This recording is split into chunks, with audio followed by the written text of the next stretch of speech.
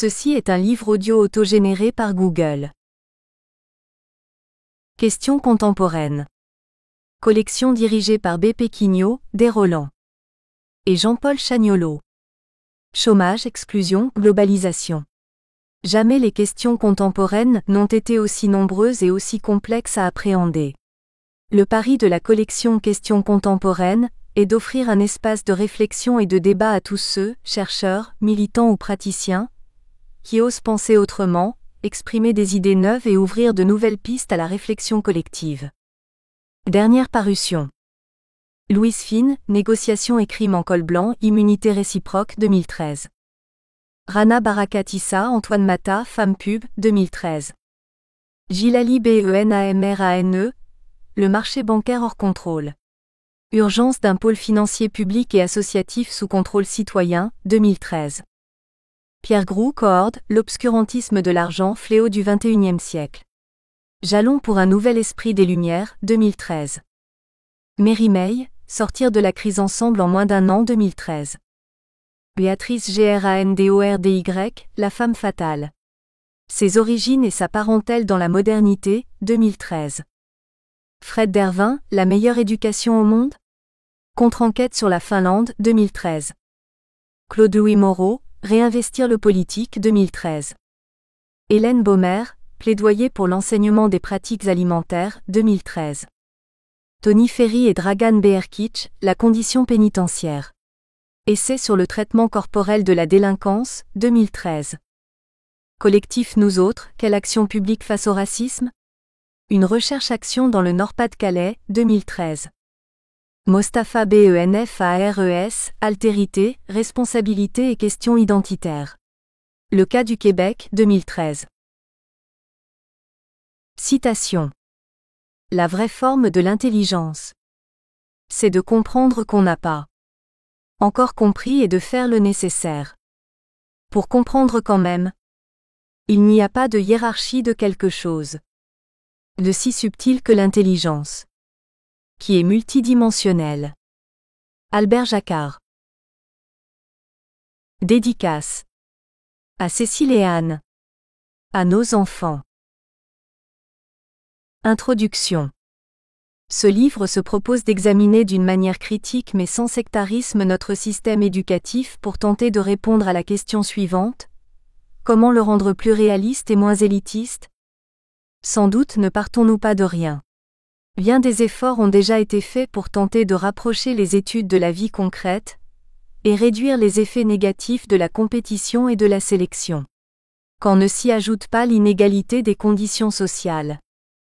Notre but n'est pas de niveler, il est seulement de faire des propositions plus ou moins radicales pour traduire en actes la remarque de François Mitterrand à l'ouverture des entretiens de Condorcet sur la formation professionnelle, en 1989.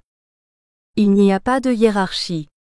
Il faut abolir les coupures et les ségrégations entre les travaux intellectuels et manuels, entre connaissances pures et sciences appliquées, entre enseignement général et professionnel. Il faut, une fois pour toutes, reconnaître la diversité des formes d'excellence.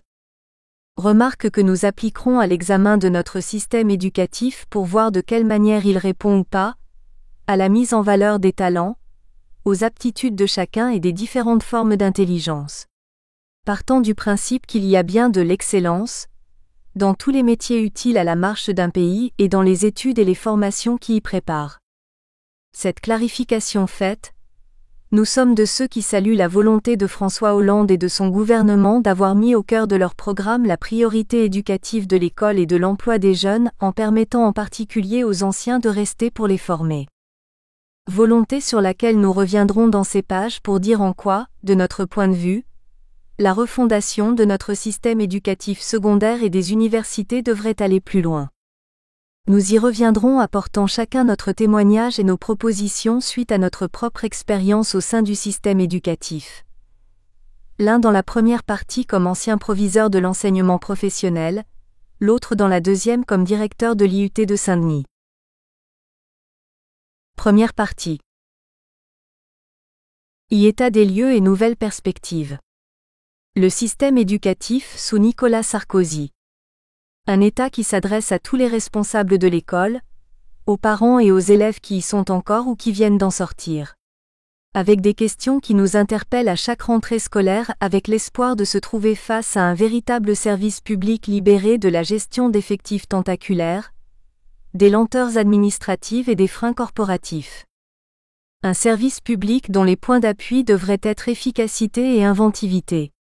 Un système éducatif qui ne se soucie pas que de la formation du citoyen et de son niveau intellectuel, mais aussi de son insertion dans la vie des métiers qui font la vie de tous les jours et donnent leur grandeur au travail et à l'essor d'un pays. Des questions primordiales où l'on voit bien que d'un gouvernement à l'autre chacun est tenté de reporter les fautes, c'est-à-dire ce qui ne va pas sur les responsables précédents. Ce qui ne veut pas dire que tout se vaut. Mais à chacun alors de prendre la mesure de ce qui doit changer. Car cette question est si explosive, depuis des dizaines d'années, que les gouvernements successifs se sont bien gardés d'y toucher en profondeur qu'il s'agisse du statut des enseignants ou du système éducatif lui-même face aux demandes professionnelles de notre époque et aux formations qu'elles supposent pour être adaptées et efficaces. Ce n'est pas noircir à plaisir le tableau que de dire qu'on a eu du mal à comprendre le projet de société du gouvernement de Nicolas Sarkozy, qui n'a cessé de réduire les moyens de l'école et ceux de l'université sans expliquer clairement à ses différents personnels, aux élèves, aux étudiants et à leurs familles les raisons pédagogiques de ces suppressions. Une analyse sur laquelle il nous semble utile de revenir, puisque cette politique de réduction des moyens de l'école publique a eu ses partisans. Au-delà des impératifs budgétaires, que l'on peut admettre en période de crise, on est en droit de se demander ce que signifiaient ces suppressions de postes, systématiques et sans discernement. Comment, en effet, concevoir une société soucieuse de l'avenir de sa jeunesse sans une juste appréciation des moyens nécessaires? Qu'il s'agisse des enseignements indispensables aux activités d'un pays avec les encadrements adaptés, ou de l'accompagnement social et médical que cela suppose. C'est pourquoi, entre autres, la suppression des instituts de formation des maîtres IUFM, même s'ils devaient être réformés, est apparue comme un nouvel arbitraire. Comme si l'enseignement n'était pas un métier, et qu'il suffisait d'avoir des titres universitaires pour le pratiquer. Une curieuse politique qui, tout en augmentant par économie le nombre d'élèves par classe, donna des heures de remise à niveau, mettant en place des structures spécialisées et des internats expérimentaux à grand renfort de publicité. Un gouvernement qui semble n'avoir eu qu'une vision comptable des services publics et particulièrement de son école, voulant mêler à tout prix efficacité et rentabilité. Alors qu'à la vue des services rendus aux populations et aux secteurs scolaires les plus en difficulté, l'efficacité devrait primer sur la rentabilité. Les péréquations pouvant toujours se faire d'un secteur à l'autre. Le problème des moyens ne pouvant en fait être séparé du problème des structures adaptées aux impératifs de notre temps, que l'on soit de gauche ou de droite. Un gouvernement qui a paru plus préoccupé de dégager des élites que de s'occuper de la formation de l'ensemble de ses citoyens. Laissant entendre que tout le monde devrait être performant de la même manière. Alors que l'excellence est à tous les niveaux des talents et des métiers possibles. Et était-ce bien la préoccupation de ceux qui avaient en charge notre système éducatif? Quand on voit le nombre de jeunes qui quittent chaque année nos établissements techniques et professionnels sans diplôme, avec le sentiment d'y perdre leur temps pour la préparation de leur avenir. Et comment se sont multipliées petit à petit les écoles privées de la formation professionnelle. Un monde qui, à force de banaliser les métiers, en proclamant le turnover comme un avenir fatal, empêche les jeunes de s'investir dans ce qu'ils aimeraient faire. Une responsabilité qui est pourtant au premier chef, celle de ceux qui à différents niveaux ont en charge notre jeunesse. Et que dire de cet apparent mépris pour l'école de la République, comme le fit un jour Nicolas Sarkozy déclarant au Palais de Latran, dans la transmission des valeurs et dans l'apprentissage de la différence entre le bien et le mal, l'instituteur ne pourra jamais remplacer le curé ou le pasteur. Pourquoi faire des hiérarchies qui laissent entendre que l'on prend parti? Est cela la laïcité bien comprise? Comme si les milieux cléricaux étaient automatiquement synonymes de perfection morale au regard, par exemple, des dérives pédophiles dont ils ont trop souvent fait l'objet. Un gouvernement qui fut loin de donner l'exemple, les plus aisés ne semblant avoir que des droits et les autres que des devoirs. alors qu'il nous semble juste de penser que les conditions matérielles de la naissance sont suffisamment inégalitaires pour qu'une société digne de ce nom ne soit tentée d'y remédier. À croire que la richesse, à l'imitation d'une certaine Amérique, était le seul critère de la réussite et la pauvreté nécessairement une culpabilité. Un échec personnel à une époque où l'on pratique l'ouvrier jetable. Se posent donc les seules questions qui permettent de répondre à toute tentative d'amélioration de notre système éducatif. Quelle éducation et formation pour quel métier? Quelle culture pour quelle société? Les propositions de Vincent Peillon. Autant de questions, il est vrai, sur lesquelles le gouvernement actuel s'est déjà penché, voulant créer un lien plus vivant entre l'école, les universités et la nation.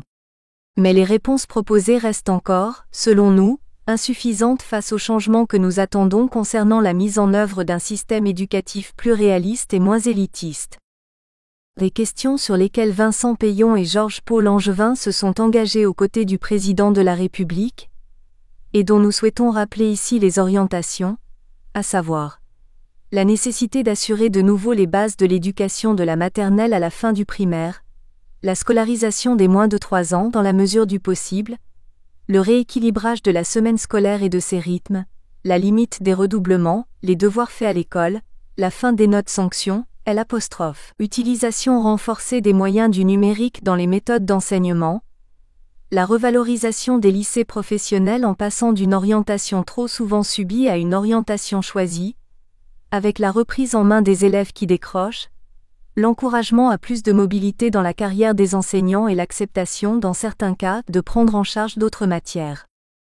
Et plus récemment, la mise en place d'une stratégie globale du numérique qui ira du raccordement au débit des écoles rurales à l'équipement des écoles en tablettes et ordinateurs. Avec un service ressources d'aide aux devoirs en ligne, mais également une formation qui permettra aux professeurs d'utiliser le numérique pour enseigner grâce à la production régulière de logiciels pédagogiques.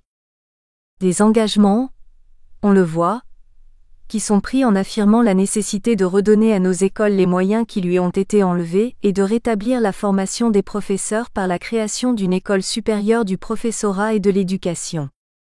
Une volonté affirmée de vouloir, dans ce projet de loi sur la refondation de l'école de la République, changer les façons d'enseigner et les mentalités. Mais rien encore de véritablement entrepris à ce jour pour rompre avec un système éducatif trop tentaculaire, hiérarchisé et intellectualiste. Rien pour repenser le collège unique, et la suppression à terme d'un bac institutionnel devenu aussi coûteux qu'injuste et inutile. Et pas assez pour répondre suffisamment aux attentes des élèves et des étudiants, pour préparer plus concrètement leur avenir professionnel dans un monde où les métiers et les études qui y mènent sont en constante évolution, et impliquent un autre partage des responsabilités éducatives et formatrices. De quelle école pour quelle société? L'école et la société. On voit bien que les deux termes école et société sont liés, que l'école ne peut exister sans établir de lien avec le tissu socio-économique qui l'entoure et les métiers qui se pratiquent, qu'elle sera différente selon les valeurs auxquelles elle se rattache. Valeurs qui s'appuient pour nous ici sur la justice sociale, la laïcité, le respect des personnes et une économie de marché qui est au service de l'homme et non l'inverse. Une société qui a pris conscience que l'inévitable mondialisation de nos échanges ne peut se faire sans règles économiques équitables et la vigilance écologique d'une nature que nous avons tous en charge, avec la perspective d'une autre forme de croissance. Une croissance qui a compris que l'exploitation des richesses de la nature a ses limites, et que la production des biens matériels impliquait l'anticipation pour éviter, si possible, le chômage. Des valeurs que comprennent bien les jeunes d'aujourd'hui selon qu'ils s'apprêtent à s'investir dans des métiers liés à la production industrielle, aux activités commerciales ou aux services. Mais à condition de mettre en œuvre des pédagogies novatrices, pour de nouvelles attitudes face à la demande économique et sociale, afin que les élèves en formation n'hésitent pas à se prononcer en toute liberté pour des métiers liés au secteur d'activité de leur choix, privé ou public.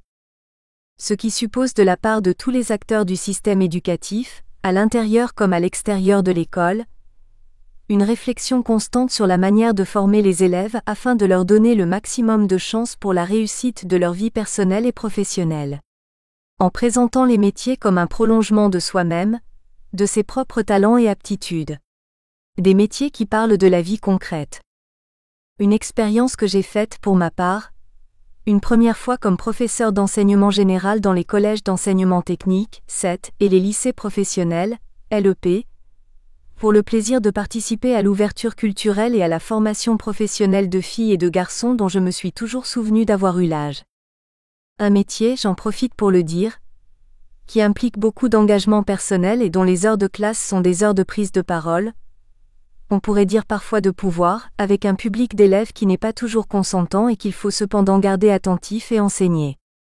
Un métier qui ne se limite pas à des heures de classe, et qui nécessite pour être bien fait une mobilisation quasi permanente de l'esprit. Bref, un métier qui demande une solide formation et acceptation de ce qu'il exige.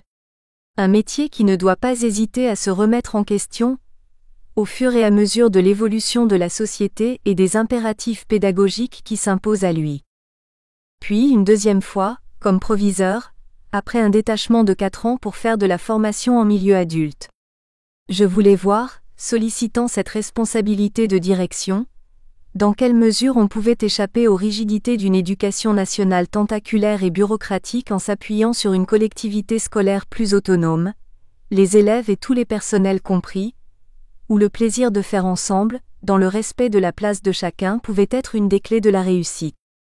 Habitué dans les réunions officielles, à entendre saluer et honorer d'abord les lycées dits d'excellence, c'est-à-dire les grands lycées classiques, je voulais prouver que l'excellence existait à tous les niveaux de notre système éducatif. Ce couplet élitiste, uniquement réservé à ce type d'établissement, ne pouvant que contribuer à dévier chaque fois un peu plus le regard des élèves, de leurs parents et de tous ceux qui sont en charge de ce système. Un discours laissant entendre que tant qu'on n'est pas au sommet de la hiérarchie des études, et dans l'un des établissements qui y mènent, on n'a pas, en quelque sorte, réussi sa vie. Comme si les ressources et les talents de l'intelligence n'étaient pas aussi variés et riches que la flore et la faune qui nous entourent. Cette appréciation de l'intelligence qui ne devrait jamais faire l'objet de jugements de valeur, et dont Albert Jacquard dit un jour à des élèves, en réponse à une question sur les surdoués, dans sur, ça veut dire qu'il y a une hiérarchie. Or il n'y a pas de hiérarchie de quelque chose de si subtil que l'intelligence, qui est multidimensionnelle. Une expérience que j'ai relatée pour ma part dans un livre, il y a plus de 15 ans, et qui me fait voir combien ce grand corps malade, qu'est l'éducation nationale, a du mal à se réformer durablement. Un corps tentaculaire qui n'arrive pas à saisir la réalité du terrain scolaire, et qui, débordé, croit résoudre par des résultats chiffrés, en termes de statistiques plus ou moins fiables, les problèmes qui se posent à lui. Un système qui, débordé par la gestion de millions d'élèves et de professeurs, sans parler des autres personnels indispensables à son fonctionnement, n'a jamais le temps de faire de vraies évaluations d'une rentrée à l'autre et d'en tirer profit. Une situation que le gouvernement de Nicolas Sarkozy, nous l'avons déjà souligné, a tenté de résoudre à sa manière en supprimant régulièrement des postes au point de se demander si le but inavoué de cette opération n'était pas, comme dans certains pays, d'abandonner l'école publique à la fréquentation des familles les moins riches, pour laisser les autres aller vers les établissements privés. Ou de contraindre des mères, comme on l'a vu à cette époque, à recruter sur leur propre budget pour ne pas perdre une classe. Voire même de discréditer notre système éducatif quand on voit le peu de cas qui est fait de la formation des maîtres, comme si cet enseignement public n'était pas un impératif national. Quel paradoxe que celui de voir qu'au même instant où l'on entendait parler chaque jour de fermeture d'écoles, on nous parlait également de la mise en place de panneaux pédagogiques, sur nos routes. Comme on est loin des principes fondateurs de l'école publique, de Condorcet à Jules Ferry, oubliant par exemple ce que proclamait ce dernier, je me suis fait un serment entre toutes les nécessités du temps présent, c'est le problème de l'éducation du peuple. Cette éducation qui impliquait que tous les enfants de la République sachent à l'issue de l'école primaire, lire, écrire, compter et parler notre langue en y mettant les moyens indispensables. Des acquis qui sont la base de tous les autres et qui permettent à tous les citoyens de prendre par la suite la pleine mesure de leurs possibilités. Cette école de la République des instituteurs, dont ont si bien parlé Mona et Jacques Ozouf. Cette école pour tous où les élèves apprendront à se côtoyer indépendamment. Nous espérons que vous avez apprécié cet aperçu. Pour continuer à écouter ce livre audio sur Google Play Livres, Utilisez le lien dans la description de la vidéo.